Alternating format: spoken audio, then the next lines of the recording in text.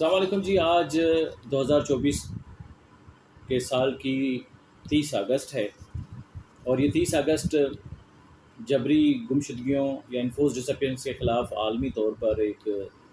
دن جو ہے وہ مخصوص کیا گیا ہے، جس دن پر ہیومن رائٹس ڈیفینڈر، شہری اور وہ فیملیز جن کے ساتھ یہ ناانصافیاں ہوتی ہیں، جن کے اپنے اٹھا کر گم کر دیے جاتے ہیں، وہ مل کر اپنے شہروں میں ریاست اور ان کے اداروں کے خلاف احتجاج کرتے ہیں کہ جبری گمشدگیاں، انفورس ڈسپیئرنسز روکی جائیں۔ یہ انسانی حقوق کی سیریس وائلیشن ہے۔ آج کے دن میں یہ سوچ رہا تھا کہ بہت سارے ہمارے دوست جو پارلیمنٹ کا حصہ ہیں، بار اسٹیشنز کا حصہ ہیں، جوڈیشری کا حصہ ہیں، یا عام شہری ہیں، صحافی ہیں، وہ اکثر پوچھتے ہیں کہ جبری گمشدگی اصل ہوتی کیا ہے۔ جبری گمشدگی ہم سیکریٹ ابڈکشن کو کہتے ہیں، جو ریاست کے ادارے دوسرے ریاست کے اداروں سے مل کر، جس طرح ایجنسیاں پولیس کے ساتھ مل کر کسی شہری کو اٹھاتی ہیں، ہیومن رائٹس ڈیفینڈرز کو اٹھاتی ہیں، جرنلسٹ کو اٹھاتی ہیں اور گم کر دیتی ہیں۔ یہ سیکریٹ اس لیے ہے کہ کوشش کی جاتی ہے کہ کوئی ایویڈنس نہ چھوڑا جائے اور کوئی ایسا فوٹیج نہ ہو، ایسے طریقے سے کی جائے کہ پتہ نہ چلے کہ کون اٹھا کے لے گیا، کہاں اٹھا کے لے گیا اور کس جگہ رکھا ہوا ہے۔ اس جبری گمشدگی کا یہی ایلیمنٹ ہے کہ اس میں ویئر اباؤٹس جو ہوتے ہیں وہ ان نون ہوتے ہیں، کس جگہ پہ رکھا گیا ہے کوئی پتہ نہیں ہوتا، اور فیملی جو ہوتی ہے اس کو کافی عرصے تک کچھ پتہ نہیں چلتا کہ ان کا جو پیارا ہے وہ اس وقت کہاں ہے، کس حالت میں ہے، زندہ بھی ہے یا نہیں ہے۔ اس لیے اس کو سیکریٹ ابڈکشن یا جبری گمشدگی کہا جاتا ہے۔ جبری گمشدگی اس لیے بھی کہا جاتا ہے کہ اس میں ریاست کے ادارے ملوث ہوتے ہیں، اس لیے کہتے ہیں۔ یہ مسنگ پرسنس کا لفظ اس میں جنرلی یوز ہوتا ہے،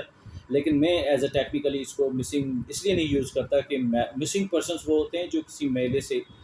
کسی شادی سے، کسی بازار سے گم ہو جائیں، لیکن یہ وہ گمشدہ لوگ ہیں جن کے لیے ہم کہتے ہیں کہ ان کو پلاننگ کے تحت، منصوبہ بندی کے تحت اٹھایا جاتا ہے اور مخصوص ریاست کے ادارے اٹھاتے ہیں۔ کیوں اٹھاتے ہیں؟ ریاست کیوں یہ شہریوں کو اٹھاتی ہے؟ ریاست تو ماں ہوتی ہے شہریوں کی، تو وہ کیوں اٹھاتی ہے؟ تو اس کے لیے ایک یہ کہہ سکتے ہیں کہ جی ریاست ماں ہوتی ہے، اس کی 3 ذمہ داریاں ہوتی ہیں۔ وہ شہریوں کو پروٹیکٹ کرتی ہے، ان کے حقوق کو پروموٹ کرتی ہے، ٹی وی پہ جو ریڈیوز ہیں، اخبارات ہیں، اس میں ان کو جو ہے اویئرنیس دیتی ہے، ان کی فلفل کرتی ہے ہیومن رائٹس، ان کے لیے بجٹ رکھتی ہے۔ لیکن ایسا بھی وقت آتا ہے کہ ریاست خود پرپیٹریٹر بن جاتی ہے اور ریاست خود یہ کرنا شروع کر جاتی ہے۔ ریاست کیوں کرتی ہے؟ سب سے پہلے ریاست کو جب پتہ چلتا ہے کہ کچھ مخصوص شہری جو ہیں وہ جس طرح ہیومن رائٹس ڈیفینڈرز ہیں، تو ان کو قانون کے دائرے میں پکڑا نہیں جا سکتا، جھوٹے کیسز داخل نہیں کیے جا سکتے، مجبور نہیں کیا جا سکتا، جھکایا نہیں جا سکتا، تو پھر ان کو اٹھا کے گم کر دیا جاتا ہے، یا پھر ایسے شہری جن کو عام کیسوں میں جو ہے ملوث کر کے اور سرنڈر نہیں کرایا جا سکتا، تو ان کو ایک تو یہ ریزن ہے۔ دوسرا ریزن یہ ہے کہ کچھ ایسے دہشت گرد بھی ہوتے ہیں جن کا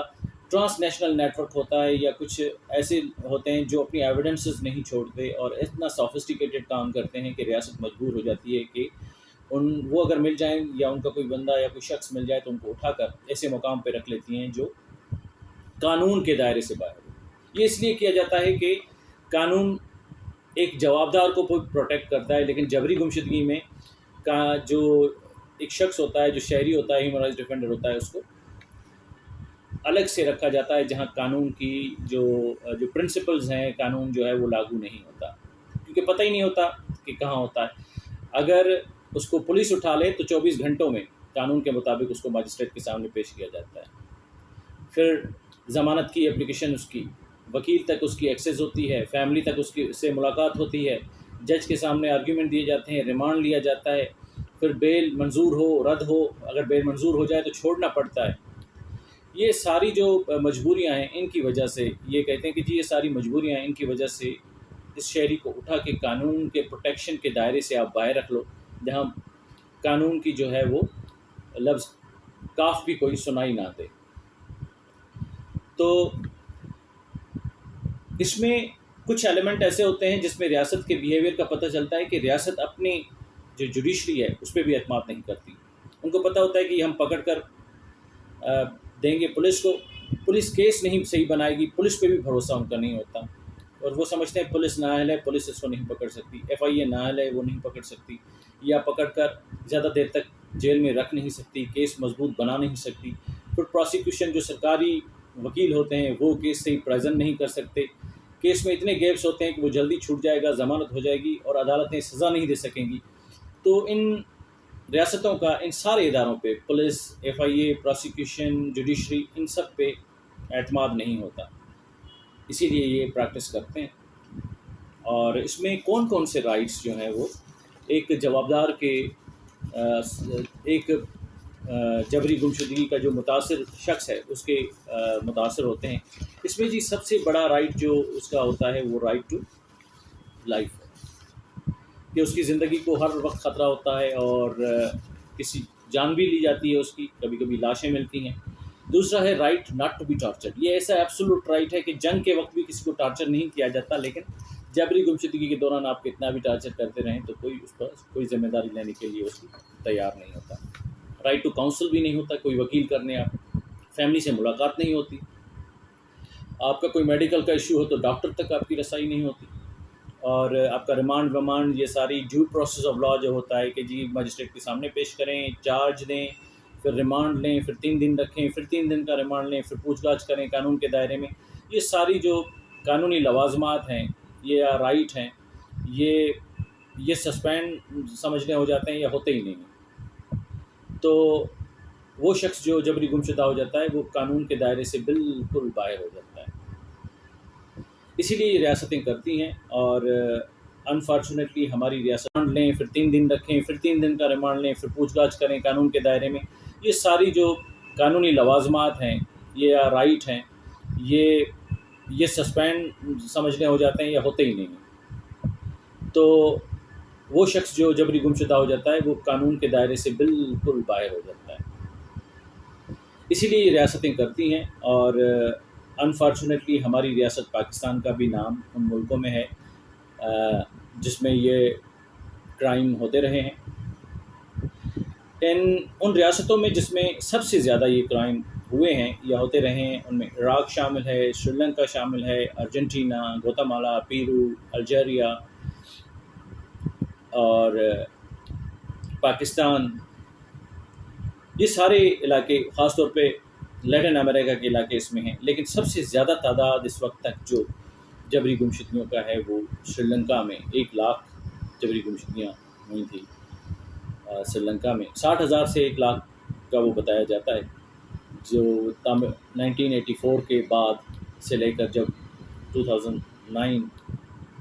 تک جب یہ جنگ چل رہی تھی تامل ٹائیگرز 2010 تک تامل ٹائیگرز اور سنگھالا گورنمنٹ کی جو سری لنکن گورنمنٹ کی جنگ چل رہی تھی اس دوران، تو یہ سارے ملک اس میں شامل ہیں، پاکستان بھی اس کے دائرے میں ہے کہ جی پاکستان۔ اس کے لیے جی ہمارے پاس کوئی نیشنل لا نہیں ہے کہ کسی ریاستی ادارے کے کسی شخص کو اکاؤنٹیبل ٹھہرایا گیا ہو، کسی ایجنسی کو، ایف آئی اے کو، پولیس کو یا کسی اور ریاست کی ایجنسی کو، اس کے لیے کوئی اکاؤنٹیبلٹی اس کی نہیں ہے۔ لا کے لیے کوششیں ہو رہی تھیں لیکن وہ لا کا جو ڈرافٹ تھا وہ بھی گم ہو گیا تھا۔ پارلیمنٹ انٹرنیشنل لیول پہ جو ہیومن رائٹس گروپ ہوتے ہیں، آرگنائزیشنز ہوتی ہیں، سول سوسائٹی ہوتی ہے، ان میں Amnesty international, human rights watch, international rights group, یہ اس کے خلاف وائسز ریز کرتے رہتے ہیں۔ جب کوئی صحافی وغیرہ کو جبری طور پہ گمشدہ کیا جاتا ہے تو جرنلسٹ وداؤٹ بارڈرز اور centre for protection of journalist, یہ ادارے ہیں جو اس کے لیے آواز اٹھاتے ہیں۔ سول سوسائٹی ہماری جو ملک کی ہوتی ہے وہ اس میں بھرپور کردار ادا کرتی ہے اور آواز اٹھاتی ہے۔ اس کے لیے نیشنل طور پہ کیا پروسیجر ہوتا ہے کہ جس کی بھی جبری گمشدگی شہری کی ہو جائے وہ سب سے پہلے وہ ایویڈنس کلیکٹ کرے، اگر اس علاقے کی جو سی سی ٹی وی کیمرہ کا فوٹیج ہے وہ کلیکٹ کر لے، کوئی آئی وٹنس ہو کہ کس نے اٹھایا ہے، گاڑی کون سی تھی، کلر کیا تھا، کتنے لوگ تھے، کس ڈریس میں تھے، کیا نام تھے، کیا نام ٹیگ اس کے تھے یا نہیں تھے، یہ ایویڈنسز ہونی چاہیے۔ گاڑی پہ لکھا کیا ہوا تھا، اگر موبائل فون بھی اس کا گمشدہ شہری کا اگر اس کے ساتھ ہے تو اس پہ رنگ دیں، لوکیشن ٹریس کروائیں، یعنی ایجنسی کے پاس بہت سارے ایسے طریقے ہوتے ہیں کہ جب شہری کمپلین کرے کہ جی یہ ہمارا شخص اٹھ گیا ہے، جبری گمشدہ ہے، تو ریاست کے پاس سینکڑوں طریقے ہوتے ہیں جس سے وہ شہری کو ڈھونڈ سکتی ہے۔ موبائل ٹریس کروا لے، سی سی ٹی وی کیمراز اس علاقے کے نکلوا لے، موبائل جو گاڑیاں یوز ہوتی ہیں اس میں وہ ان کا پتہ کر لے، اور جو جورسڈکشن جس پولیس افسر کا ہوتا ہے اس کو اکاؤنٹیبل ٹھہرائے کہ آپ کے علاقے سے یہ شہری کیوں گم ہو گیا ہے۔ بہت سارے ایسے طریقے ہوتے ہیں جس سے وہ اس کا پتہ لگایا جا سکتا ہے، لیکن ریاستیں اکثر اس میں کیا طریقہ اختیار کرتی ہیں کہ وہ جب کورٹ میں کیس جاتا ہے اور پٹیشنز فائل ہوتی ہیں اس میں 199 آرٹیکل کانسٹیٹیوشن آف پاکستان کا، تو ججز اس میں حکم دیتے ہیں یا جی آئی ٹی بناتے ہیں، ایف آئی آر داخل کرواتے ہیں، پھر جی آئی ٹی بناتے ہیں، پھر انویسٹیگیشن اس کی شروع ہوتی ہے۔ انویسٹیگیشن کا مرحلہ جو یہ ہوتا ہے اس میں فیملی سے جب ہم انٹرویو کرتے ہیں کہ جی کیسی جا رہی ہے انویسٹیگیشن، تو وہ کہتے ہیں کہ جی یہ ہمارے لیے تو ایک اذیت یہ ہے کہ ہمارا وہ جو فیملی ممبر اٹھ گیا، دوسری اذیت یہ ہے کہ ہم جب جاتے ہیں تو ایجنسیاں یا جو جی آئی ٹی کے ممبرس ہیں جس میں پولیس بھی شامل ہے، دوسری ایجنسیاں ہیں ملک کی، وہ ان کا رویہ ہمارے ساتھ صحیح نہیں ہوتا، اور بندہ اگر اٹھ گیا ہے ایک طرف سے تو وہ دوسری طرف جا رہے ہوتے ہیں، یعنی ان کی ڈائریکشن جو انویسٹیگیشن کی ہے وہ صحیح ہے، وہ صحیح نہیں ہوتی، اور پھر یہ پروسیجرل جسٹس عدالتوں میں بھی چلتا رہتا ہے، تاریخ پہ تاریخ۔ اس کے لیے ہماری عدالتیں جو ہیں ان کو بھی جو ہے وہ، اور جو تاریخ ملتی ہے وہ بھی 2 ہفتوں یا 3 ہفتوں کی ملتی ہے، جو ایک ایسا عمل ہے کہ جی جس کا فیملی ممبر اٹھ گیا ہے اس کے لیے 3 ہفتے کی تاریخ جو ہوتی ہے وہ ٹارچر ہوتی ہے۔ تو اس میں بھی ہمارے سپریم کورٹ کی چیف جسٹس ہیں یا ہائی کورٹ کی چیف جسٹس ہیں اس میں کردار ادا کر سکتے ہیں کہ جی 1 ہفتے کی تاریخ دی جائے اگر پروسیجر لمبا ہے، اگر نہیں تو 3 دن کا جو ہے وہ ٹائم دیا جائے۔ ڈے بائی ڈے بھی کیس سنا جا سکتا ہے اگر ریاست سنجیدہ ہو جائے، عدالتیں سنجیدہ ہو جائیں تو ایسا، تو یہ ساری اس میں چیزیں آتی ہیں۔ اس کے لیے جی ایک اہم ڈیولپمنٹ یہ ہے کہ انٹرنیشنل لیول پہ یہ بنگلہ دیش نے اس قانون کو سائن کر کے اس کی پارٹی بن چکا ہے ساؤتھ ایشیا میں، اور پاکستان اب تک اس کی پارٹی نہیں ہوئی، اور یہ جو جبری گمشدگی کا جو کہنے کہ کرائم ہے، جرم ہے، یہ ایک اور انٹرنیشنل کنونشن ہے جسے ہم کہتے ہیں روم انسٹیٹیوٹ یا انٹرنیشنل کرمنل کورٹ۔ اگر انٹرنیشنل کرمنل کورٹ کا ایک کرائم ہے جسے ہم کہتے ہیں کرائم اگینسٹ ہیومینٹی،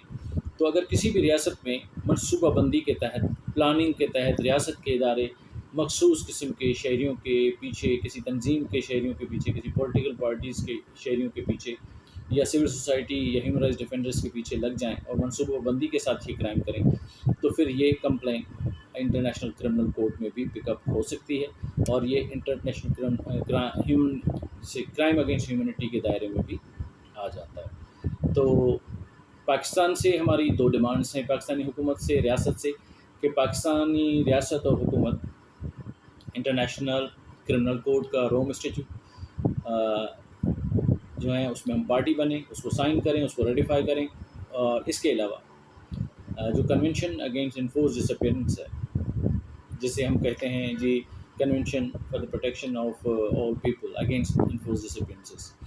وہ ہمیں سائن کرنا چاہیے، اس کی پارٹی بننا چاہیے، اور اس کے بعد ہمیں اپنے ہی ملک میں ایک ایسا نیشنل لا بنانا چاہیے تاکہ یہ جبری گمشدگیاں جو ہیں وہ یہ روک سکیں۔ ایک اور طریقہ اس کو رپورٹ کرنے کا انٹرنیشنل لیول پہ یہ ہے کہ جی یہ جو کمیٹی ہے، کمیٹی آن انفورس ڈس اپیئرنس، وہ انڈیویجول فیملیز کی اور کسی لائر کے تھرو کمپلین ریسیو کرتی ہے، اور پاکستانی یا اس ملک کی حکومت کے ساتھ وہ پھر اس کیس کو پرسو کرتی ہے اور فیملی کو اپڈیٹ دیتی ہے۔ یہ بھی ہو سکتا ہے ہم پاکستان کی سپریم کورٹ کے مشہور ہیں جنہوں نے یہ کیس ریسنٹلی اٹھایا تھا، پھر اٹارنی جنرل کو کہا بھی تھا، ہم سب موجود تھے وہاں، اٹارنی جنرل کو بھی کہا تھا کہ جی ساری جو لسٹیں ہیں وہ بھی منگوا لیں، لیکن اس میں ایک اہم بات یہ بھی ہوئی تھی، انہوں نے کہا تھا کہ جو کمیشن انفورس ڈس اپیئرنس میں پاکستان کی نیشنل کمیشن بنی ہوئی ہے اس کے بارے میں آپ کا کیا خیال ہے؟ تو جنرلی جو وکلا موجود تھے یا تنظیمیں موجود تھیں ان کا یہ خیال تھا کہ انفورس ڈس اپیئرنس پہ جو کمیشن بنی ہوئی ہے وہ فعال نہیں ہے اور اس کے موجود ہونے کا کوئی فائدہ نہیں ہے، یہ ایسے ہی بنائی گئی ہے۔ جو وکٹمس، جو فیملیز ہیں جن کے پیارے گمشدہ ہیں اس وقت، وہ بقول ان کے کہ جو کمیشن آن انفورس ڈس اپیئرنس ہے وہ ان کے کیسز زیادہ خراب کرتی ہے، بند کر دیتی ہے، اور اس کمیشن سے بہتر ہے کہ کوئی جوڈیشل کمیشن رکھی جائے جس کا ہیڈ جو ہو وہ کوئی سٹنگ سپریم کورٹ کا یا ہائی کورٹ کا جج ہو۔ شکریہ۔